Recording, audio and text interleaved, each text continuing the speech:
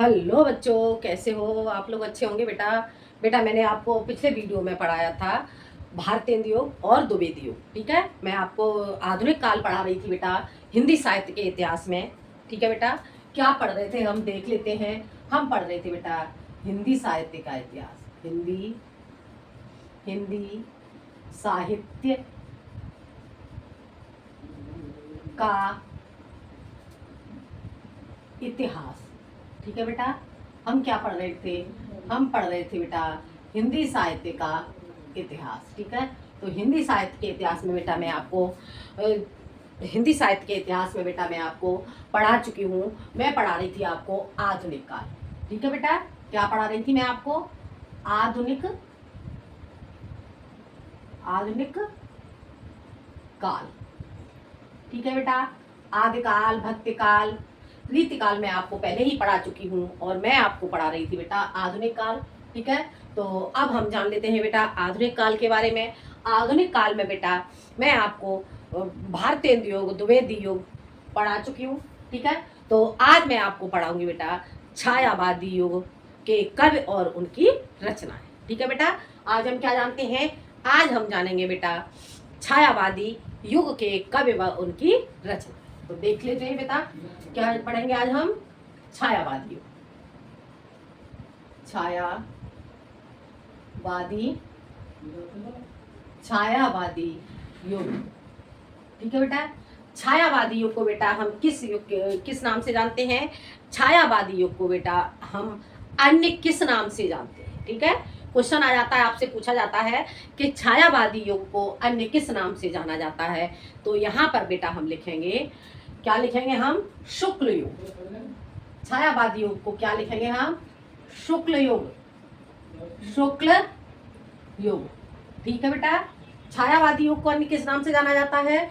छायावादी युग को बेटा शुक्ल युग के नाम से जाना जाता है। ठीक है बेटा, अब हम जानते हैं बेटा छायावादी युग का समय। छायावादी युग का समय हो जाता है बेटा 1922 से 1938। ठीक है बेटा, क्या हो जाता है छायावादी युग का समय? छायावादी युग का समय हो जाता है 1922 से 1938। ठीक है बेटा, अब हम जानते हैं बेटा छायावादी युग का नाम छायावादी युग कैसे पड़ा। ठीक है बेटा, तो इसमें बेटा हम जान लेते हैं छायावादी युग का नाम छायावादी युग कैसे पड़ा। बेटा हमारे एक कवि हुए थे, हमारे एक लेखक थे जिनका नाम था मुकुटधर पांडे। ठीक है बेटा, मुकुटधर पांडे ने अपने निबंध में, मुकुटधर पांडे कौन थे कवि? हमारे एक कवि थे मुकुटधर पांडे। मुकुटधर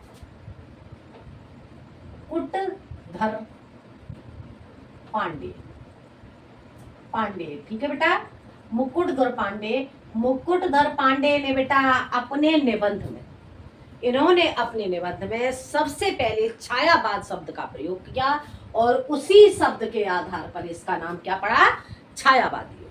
आगे बेटा समझ में, मुकुटधर पांडे ने अपने निबंध में, जो उन्होंने निबंध रचना की, उस निबंध रचना में मुकुटधर पांडे ने सबसे पहले छायावाद शब्द का प्रयोग किया और उसी छायावाद शब्द, क्या प्रयोग किया? छायावाद शब्द। ठीक है बेटा, छायावाद शब्द, और इसी छायावाद शब्द के नाम पर इसका नाम क्या पड़ा? छायावादी युग। ठीक है बेटा, इतना आपको समझ में आ गया होगा। बाकी मैं इसके बारे में आपको पहले ही बता चुकी हूँ, आप पिछली वीडियो जरूर देखें हिंदी साहित्य के इतिहास की, तभी आपको समझ में आ पाएगा। ठीक है, अब हम जानते हैं बेटा इसमें छायावादी युग के कवि व उनकी रचनाएं। ठीक है बेटा, इतना समझ आ गया। अब हम जानेंगे बेटा छायावादी युग के कवि व उनकी रचनाएं। ठीक है, सबसे पहले हम जान लेते हैं बेटा छायावादी युग के कवि। छायावादी छायावादी युग के कवि। छायावादी युग के कवि। ठीक है बेटा, छायावादी युग के कवि कौन थे? जान लेते हैं छायावादी युग के हम कवि के नामों को। ठीक है, कुछ कवियों को मैं यहाँ पर आपको बता रही हूँ छायावादी युग के। ठीक है, तो छायावादी युग में सबसे पहले कवि आ जाते हैं बेटा हमारे जयशंकर प्रसाद। कौन आ जाते हैं? जयशंकर प्रसाद।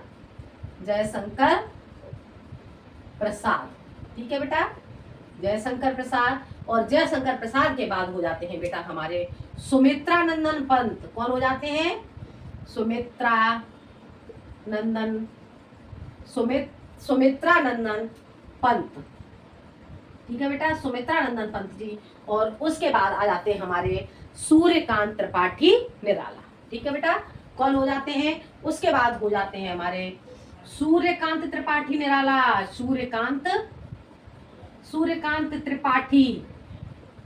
सूर्यकांत त्रिपाठी निराला। ठीक है बेटा, ये हो जाते हैं हमारे सूर्यकांत त्रिपाठी निराला।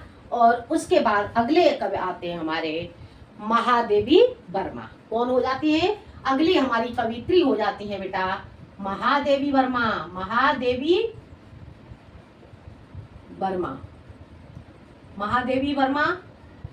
वर्मा को क्या माना जाता है बेटा? महादेवी वर्मा को आधुनिक युग की मीराबाई के नाम से जाना जाता है। ठीक है, ये क्वेश्चन आपसे पूछ लिया जाता है बोर्ड एग्जाम में कि आधुनिक युग की मीरा किसे माना जाता है, तो वहां पर ऑप्शन आपको उससे पूछा जाएगा, तो वहां पे आप बताओगे महादेवी वर्मा। ठीक है बेटा, तो जान लेते हैं हम बेटा। इसके बाद आपके अगले कब आ जाते हैं बेटा? महादेवी वर्मा के बाद आते हैं आपके राम कुमार वर्मा। ठीक है बेटा, और हो जाते हैं अगले कवि आपके आ जाते हैं महादेवी वर्मा के बाद राम कुमार वर्मा। और उसके बाद आपके आ जाते हैं माखनलाल चतुर्वेदी।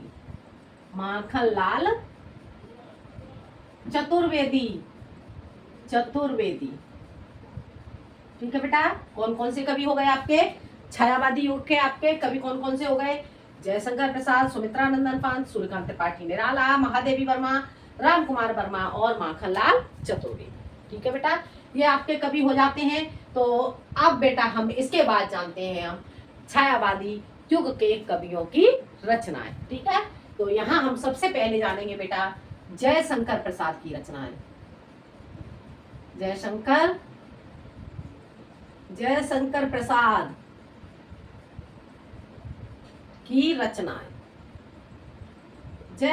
प्रसाद की रचनाएं।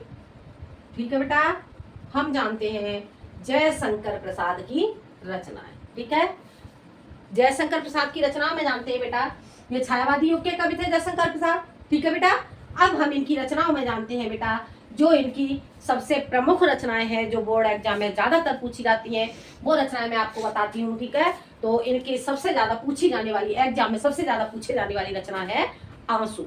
ठीक है, क्या है? आंसू। पहली रचना इनकी क्या हो गई? आंसू। ठीक है, और इनकी दूसरी रचना क्या हो जाती है बेटा? इनकी दूसरी रचना हो जाती है लहर। और अगली रचना हो जाती है इनकी झरना। ठीक है बेटा, आंसू, लहर और झरना। ठीक है बेटा, इसके बाद अगली रचना इनकी आ जाती है तितली। क्या आ जाती है? तितली।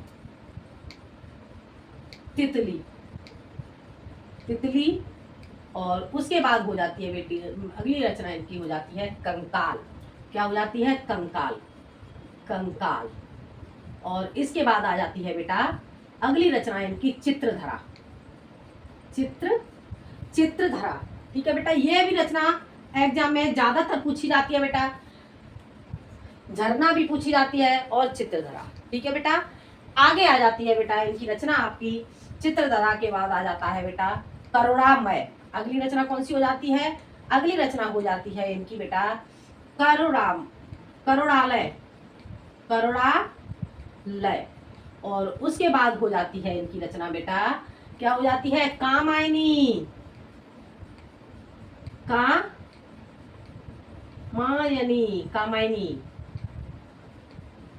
बेटा। ठीक है, इनकी कामायनी बहुत अच्छी रचना है। ठीक है, इसमें आपका जो श्रद्धा और मनु एड़ा इस तरह से ये आपके सर्व इसमें विभाजित किए गए हैं जयशंकर प्रसाद की रचना में। उसके बाद आ जाती है इनकी अगली रचना हो जाती है बेटा, क्या हो जाती है अगली रचना? अगली रचना हो जाती है बेटा इनकी ग्राम। ठीक है बेटा, क्या हो जाती है? ग्राम में। ये इनकी बेटा जयशंकर प्रसाद जी की सबसे प्रथम रचना थी। ग्राम में बेटा, ग्राम में इस तरह से लिखा जाएगा, गलत लिख दिया मैंने। ग्राम में ग्राम्य, ग्राम्य। ठीक है बेटा, ग्राम्य रचना है बेटा जयशंकर प्रसाद जी की, यह इनकी सबसे प्रथम रचना थी। ठीक है बेटा, प्रथम रचना, सबसे पहले इनकी रचना कौन सी हुई थी? प्रथम रचना, सबसे पहली रचना। ठीक है बेटा, क्या हो गई? ग्राम्य। ये थी बेटा आपकी जयशंकर प्रसाद जी की मुख्य रचना है। ठीक है, क्या कौन कौन सी है देख लेते हैं। आंसू, लहर, झरना, तितली, कंकाल, चित्रधारा, करुणालय, कामायनी, ग्राम। ठीक है बेटा, इतना आपको समझ में आ गया होगा। अब हम आगे बढ़ते हैं बेटा। जयशंकर प्रसाद जी के बाद आ जाता है बेटा आपके कवि सुमित्रानंदन पंत। कौन से आते हैं बेटा? सुमित्रानंदन पंत। ठीक है,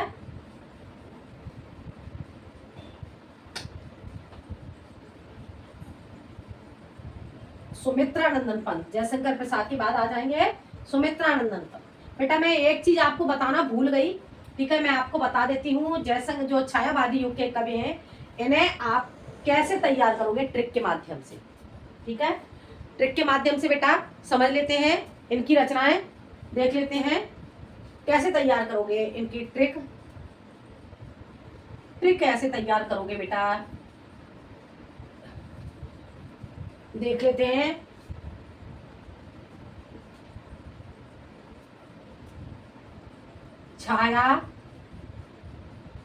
छायावादी युग के कवि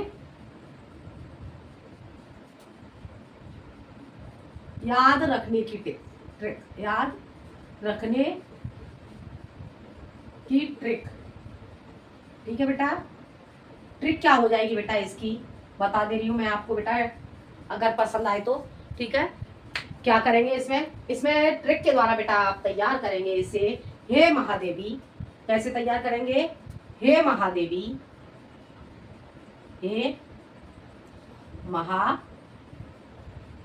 हे महादेवी सुमित्रा, हे महादेवी सुमित्रा, हे महादेवी सुमित्रा, राम कुमार,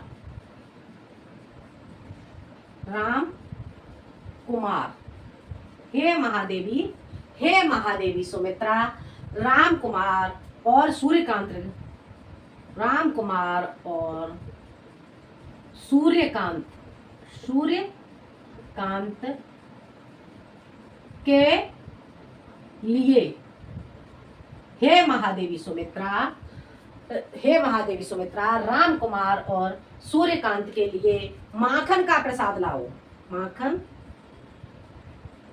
का प्रसाद लाओ।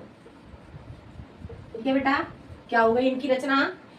हे महादेवी सुमित्रा, राम कुमार और सूर्यकांत के लिए माखन का प्रसाद लाओ। ठीक है, कैसे तैयार करोगे? हे महादेवी सुमित्रा, राम कुमार और सूर्यकांत के लिए माखन का प्रसाद लाओ। ठीक है, अब इसे कैसे करोगे तैयार? महादेवी से हो जाती है बेटा आपकी महादेवी वर्मा। कौन हो गई? महादेवी से महादेवी वर्मा। ठीक है बेटा, और सुमित्रा से हो जाता है बेटा आपका सुमित्रानंदन पंत। ठीक है, इस तरह से बता दे रही हूं बेटा आपको मैं।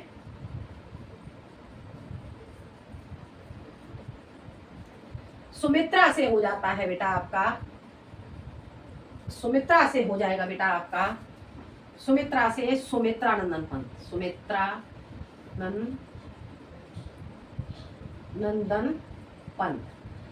सुमित्रानंदन पंत। ठीक है बेटा, और राम कुमार से हो जाता है बेटा आपका राम कुमार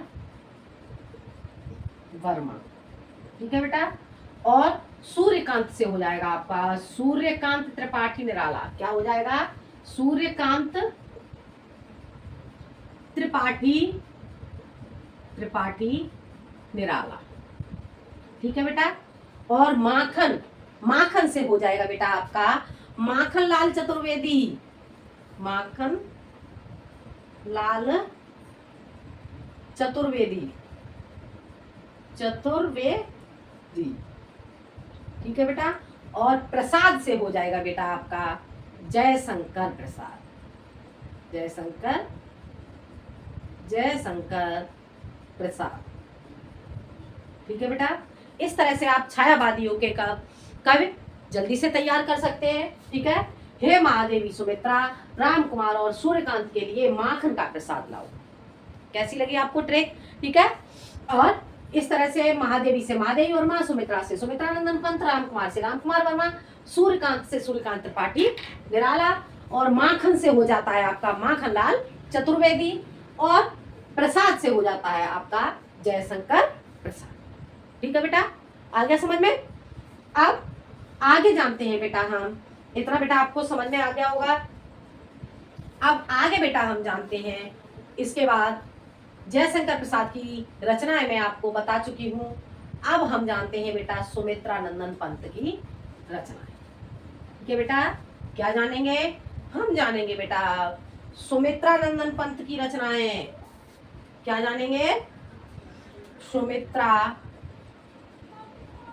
सुमित्रा नंदन, सुमित्रा नंदन पंत की रचनाएं, ठीक है बेटा। क्या हो जाएंगी, सुमित्रा नंदन पंत की रचनाएं, ठीक है। सुमित्रा नंदन पंत की रचना बेटा हम सब जानेंगे। इनकी रचना हो जाती है बेटा आपकी योगवाणी, योगवाणी, ठीक है बेटा। क्या हो जाती है, इनकी रचना हो जाती है बेटा आपकी योगवाणी। इसके बाद आ जाती है आपकी बेटा लोकायतन, लोकायतन, लोकायतन, ठीक है बेटा। इसके बाद आ जाती है आपकी रचना बेटा, अगली रचना हो जाती है इनकी, क्या हो जाती है, अगली रचना हो जाती है इनकी बेटा आपकी वीणा, वीणा, ठीक है। वीणा हो जाती है अगली रचना। और उसके बाद आ जाती है बेटा अगली रचना हो जाती है इनकी पल्लव, पल्लव। उसके बाद आ जाती है बेटा आपकी रचना, अगली रचना हो जाती है इनकी गुंजन। क्या हो जाती है बेटा इनकी, अगली रचना हो जाती है बेटा इनकी गुंजन। उसके बाद आ जाती है बेटा रचना इनकी, अगली रचना हो जाती है बेटा गुंजन के बाद आ जाती है बेटा ग्राम्या,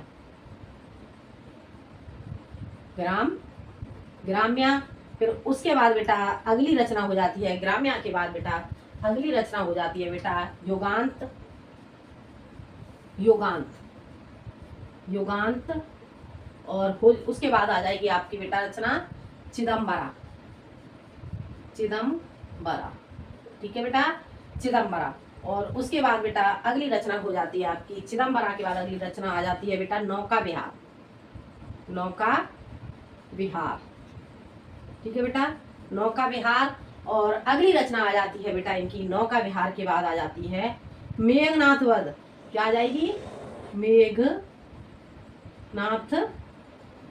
वध, मेघनाथ वध, ठीक है। और उसके बाद आ जाएगी बेटा आपकी अगली रचना हो जाएगी बेटा मेघनाथ वध के बाद आ जाएगी बेटा इनकी रचना अगली एक हो गई बेटा इनकी रचना वीणा। और अगली हो जाती है बेटा वाणी, वाणी, ठीक है। क्या हो जाएगी, वाणी।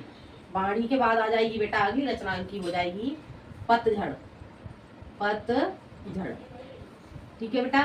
और अगली रचना इनकी हो जाती है बेटा पतझड़ के बाद हो जाती है युगपथ, युगपथ, ठीक है।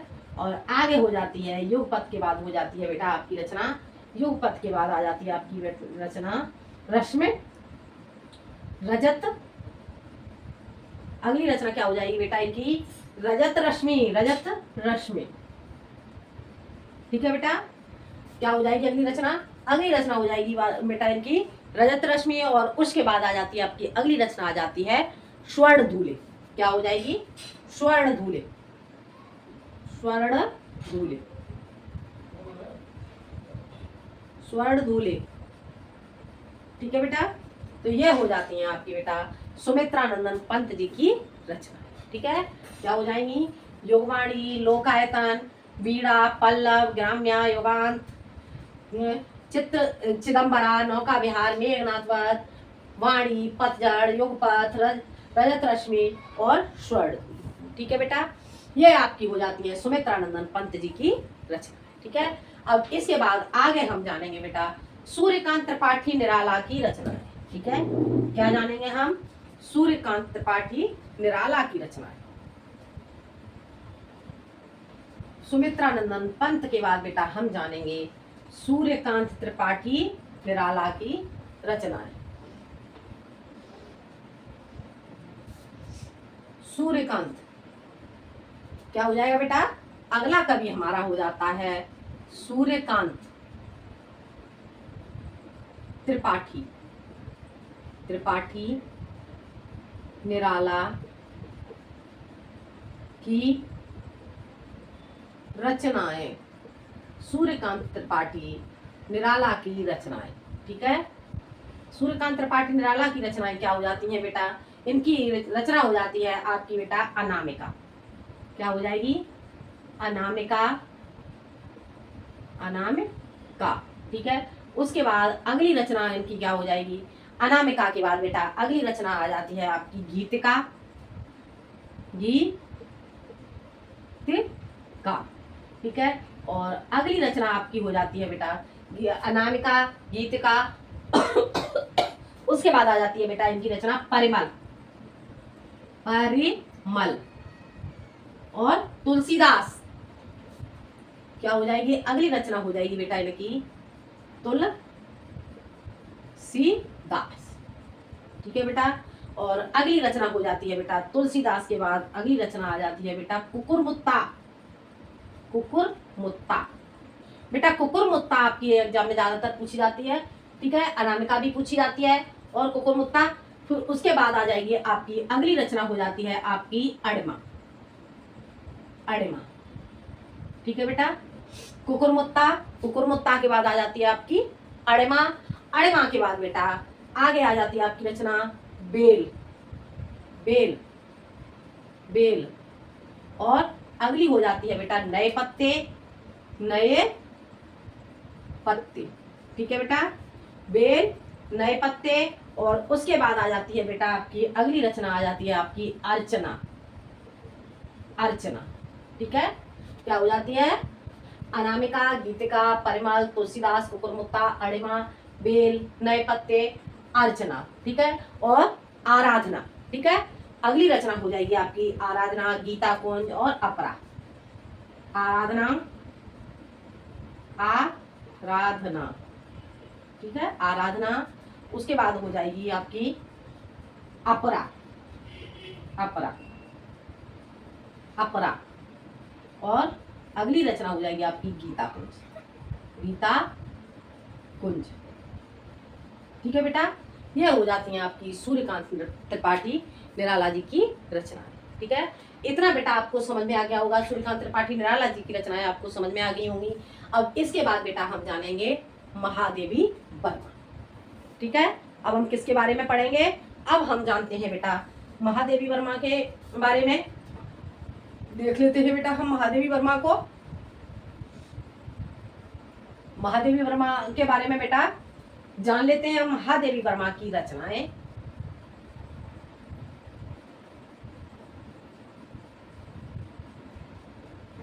महादेवी वर्मा की रचनाएं। महादेवी महादेवी वर्मा वर्मा की रचनाएं। ठीक है बेटा, जान लेते हैं हम महादेवी वर्मा की रचनाएं। महादेवी वर्मा के बेटा महादेवी वर्मा के बारे में बेटा मैं थोड़ा सा आपको बता दूं। महादेवी वर्मा को आधुनिक मीरा के नाम से जाना जाता है। ठीक है बेटा, महादेवी वर्मा कौन थी? महादेवी वर्मा को आधुनिक मीरा के नाम से, किस नाम से? आधुनिक। आधुनिक मीरा।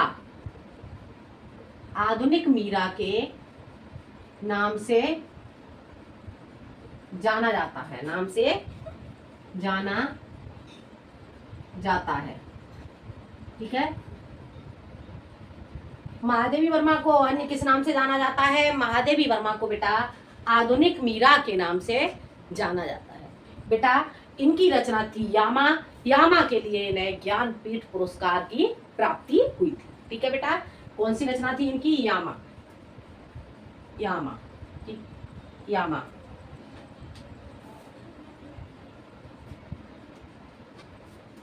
यामा, यामा, यामा के लिए, यामा के लिए ज्ञानपीठ, ज्ञान, यामा के लिए ज्ञानपीठ पुरस्कार, पुरस्कार, ठीक है बेटा, ज्ञानपीठ, ज्ञानपीठ पुरस्कार, यामा के लिए ज्ञानपीठ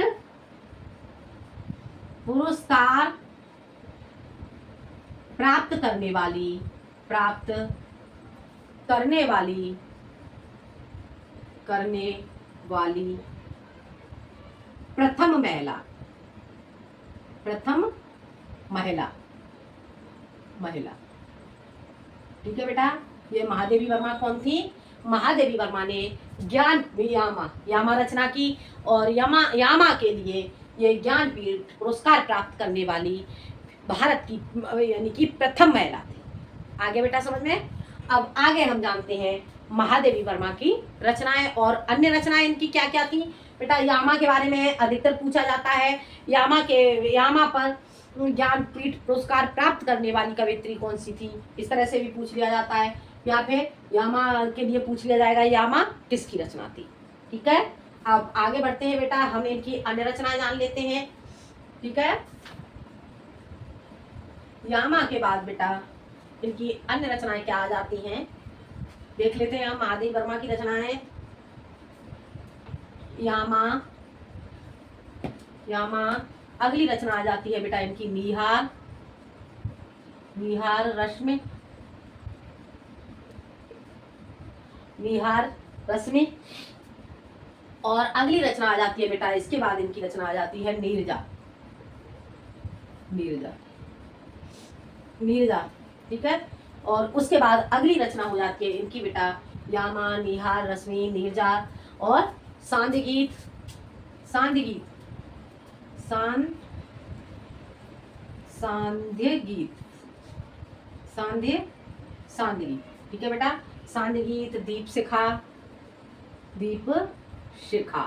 ठीक है बेटा, सांध्य गीत, दीप शिखा और सप्तपर्णा, सप्तपर्णा।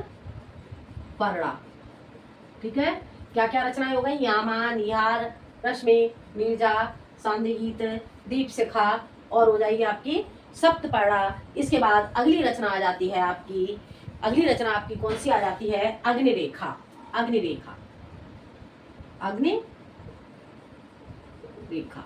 ठीक है, यह हो जाती है बेटा आपकी जो महादेवी वर्मा है, महादेवी वर्मा की रचना है। ठीक है, अब हम जयशंकर प्रसाद जी के बारे में जान चुके हैं, सुमित्रानंदन पंत, सूर्यकांत त्रिपाठी निराला और महादेवी वर्मा। अब हम जानेंगे राम कुमार वर्मा की रचना। ठीक है बेटा, देख लेते हैं। अब हम जानेंगे बेटा राम कुमार वर्मा की रचनाएं।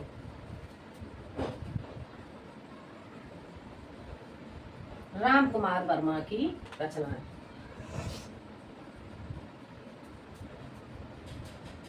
राम कुमार वर्मा की रचना। ठीक है बेटा, किसके बारे में जानेंगे हम?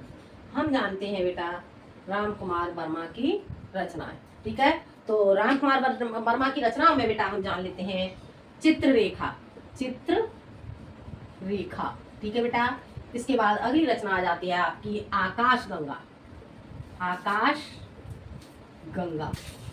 ठीक है, आकाश गंगा के बाद आ जाती है बेटा आपकी रचना जौहर। क्या हो जाती है बेटा? आकाश गंगा के बाद आ जाती है बेटा जौहर, जौहर, जौहर के बाद आ जाएगी बेटा अगली रचना आ जाएगी आपकी, दूसरी ये हो जाती है, तीसरी ये हो जाती है और अगली रचना हो जाती है आपकी, अगली रचना हो जाएगी बेटा रूप रंग, रूप, रूप, रूप रंग। ठीक है बेटा, अगली हो जाती है आपकी बेटा चित्ररेखा, आकाश गंगा, जौहर, रूप रंग और निशीथ। निशीथ का अर्थ क्या हो गया बेटा? रात्रि, निशीथ, निशीथ। ठीक है बेटा, अगली रचना आपकी हो जाती है बेटा निशीथ और उसके बाद आ जाती है अगली रचना आपकी आ जाती है बेटा अभिशाप, अभिशाप, ठीक है। और अगली रचना बेटा आपकी हो जाती है शिवाजी। क्या हो जाती है? अगली रचना हो जाती है बेटा आपकी शिवाजी, शिवाजी, शिवाजी, शिवाजी। और पृथ्वीराज की आंखें, पृथ्वीराज, पृथ्वीराज की आंखें, आंखें, ठीक है बेटा। क्या हो जाती है? पृथ्वीराज की आंखें, ठीक है। और अगली रचना बेटा आपकी हो जाती है पृथ्वीराज की आंखों के बाद हो जाती है आपकी रचना कौमुदी, ठीक है। अगली रचना हो जाएगी आपकी कौमुदी, कौमुदी। और अगली रचना बेटा आपकी हो जाएगी महोत्सव, महोत्सव, ठीक है। और अगली रचना बेटा आपकी हो जाएगी रामकुमार वर्मा की रचना बेटा दीपदान, दीपदान, ठीक है बेटा। बहुत सुंदर नाटक है इनका दीपदान, ठीक है। तो देख लेते हैं बेटा रामकुमार वर्मा की रचनाएं। चित्रलेखा, आकाशगंगा, जौहर, रूपरंग, निशीथ, अभिशाप और शिवाजी, पृथ्वीराज की आंखें, कौमुदी, महोत्सव और दीप, ठीक है बेटा। अब हम जानते हैं रामकुमार वर्मा के बाद अगले कवि हमारे कौन से हो जाते हैं बेटा? अगले कवि हैं हमारे माखनलाल चतुर्वेदी। कौन है बेटा? ठीक है बेटा। अब हम जानते हैं आगे माखनलाल चतुर्वेदी की रचनाएं। माखनलाल चतुर्वेदी की रचनाएं, माखनलाल चतुर्वेदी की रचनाएं, ठीक है बेटा। माखनलाल चतुर्वेदी की रचनाओं में बेटा सबसे पहले हम जानते हैं पुष्प की अभिलाषा, पुष्प की अभिलाषा, अभिलाषा, ठीक है बेटा। क्या हो जाती है इनकी रचना? माखनलाल चतुर्वेदी की रचना हो जाती है बेटा आपकी पुष्प की अभिलाषा, ठीक है। आगे हम जान लेते हैं अगली रचना हो जाती है, अगली रचना हो जाती है इनकी सिपाही, सिपाही। अगली हो जाती है मुक्त गगन है, मुक्त पवन है, मुक्त गगन है, मुक्त गगन है और मुक्त पवन है, मुक्त गगन है, मुक्त पवन है, ठीक है बेटा। क्या हो गई? पुष्प की अभिलाषा, सिपाही और मुक्त गगन है, मुक्त पवन है। उसके बाद आ जाती है बेटा अगली रचना अमर राष्ट्र, अमर राष्ट्र, अमर राष्ट्र, ठीक है बेटा, अमर राष्ट्र। और उसके बाद आ जाती है अगली रचना आ जाती है आपकी सौदा, ठीक है, सौदा। और आगे हो जाती है बेटा आपकी रचना हिमकिरीटनी, हिमकिरीटनी, हिमकिरीटनी, किरीटनी, ठीक है बेटा, हिमकिरीटनी। और पुष्प की अभिलाषा, सिपाही, मुक्त गगन है, मुक्त पवन है, अमर राष्ट्र, सौदा और हो जाती है आपकी रचना हिमकिरीटनी, ठीक है बेटा। और अगली रचना हम जानते हैं इनकी हिमतरंगिणी, हिमतरंगिणी, हिमतरंगिणी, हिमतरंगिणी, ठीक है बेटा। अगली रचना हो जाती है आपकी हिमतरंगिणी। और उसके बाद आ जाती है आपकी रचना हिमरंगिनी, हिमरंगिनी, हिमतरंगिणी और हिमतरंगिणी के बाद आ जाएगी बेटा आपकी रचना, अगली रचना हो जाएगी आपकी योगांत, योगांत, ठीक है बेटा। क्या क्या हो गई? माखनलाल चतुर्वेदी की रचनाएं पुष्प की अभिलाषा, सिपाही, मुक्त गगन है, मुक्त पवन है, अमर राष्ट्र, सौदा, हिमकिरीटनी और हिमतरंगिणी, योगांत, ठीक है बेटा। ये थी आपकी माखनलाल चतुर्वेदी की रचनाएं और ये थे आपके छायावादी युग के कवि और उनकी रचनाएं, ठीक है बेटा। तो छायावादी युग के कवि और उनकी रचनाएं बेटा आपको समझ में आ गया होगा। अगले वीडियो में मैं आपको पढ़ाऊंगी प्रयोगवादी कवि और उनकी रचनाएं, ठीक है। आगे हम जानते हैं प्रयोगवादी कवि और उनकी रचनाओं के बारे में। तो आज के लिए इतना ही बेटा, धन्यवाद।